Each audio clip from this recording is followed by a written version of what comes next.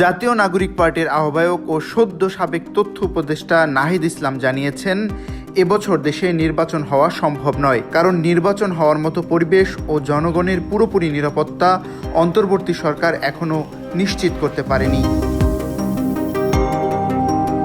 6 March বৃহস্পতিবার বার্তা সংস্থা রয়টার্সকে দেয়া এক সাক্ষাৎকারে নাহিদ বলেন, গত 7 মাসে আমরা সবাই আশা করেছিলাম রাজনৈতিক ব্যবস্থা, আইন ও শাসন স্বল্পকালীন সংস্কারের মাধ্যমে পুনঃপ্রতিষ্ঠিত হবে। এটি একটি নির্দিষ্ট সীমা পর্যন্ত হয়েছে, কিন্তু আমাদের প্রত্যাশা অনুযায়ী হয়নি। নাহিদ ইসলাম বলেন, বর্তমানে আইনশৃঙ্খলা পরিস্থিতি এবং রাজনৈতিক ব্যবস্থা বিবেচনায় আমি মনে করি না এবছর জাতীয় নির্বাচন আয়োজন সম্ভব হবে।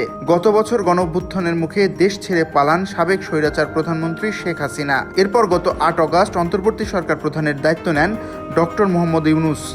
সম্প্রতি বিভিন্ন সাক্ষাৎকারে প্রধান উপদেষ্টা এবছরের শেষ দিকে নির্বাচন আয়োজনের কথা বলেছেন, কিন্তু সাবেক তথ্য উপদেষ্টা নাহিদ ইসলাম জানালেন ভিন্ন কথা। তবে নির্বাচন যখনই হয় তখনই জাতীয় নাগরিক পার্টি সেটিতে অংশ নিতে প্রস্তুত আছে বলে জানান নাহিদ ইসলাম। কিন্তু নির্বাচনের আগে জুলাই ঘোষণাপত্রে সব রাজনৈতিক দলের ঐক্যমত্যে পৌঁছানো গুরুত্বপূর্ণ বলেও মন্তব্য করেন তিনি। নাহিদ বলেন, যদি জুলাই ঘোষণাপত্র নিয়ে আমরা 1 মাসের মধ্যে ঐক্যমত্যে পৌঁছাতে পারি তাহলে আমরা তাৎক্ষণিক নির্বাচনের ডাক দিতে পারব, কিন্তু যদি এতে সময় লাগে তাহলে নির্বাচন বিলম্বিত হবে। বিশাল নিউজ ডেস্ক।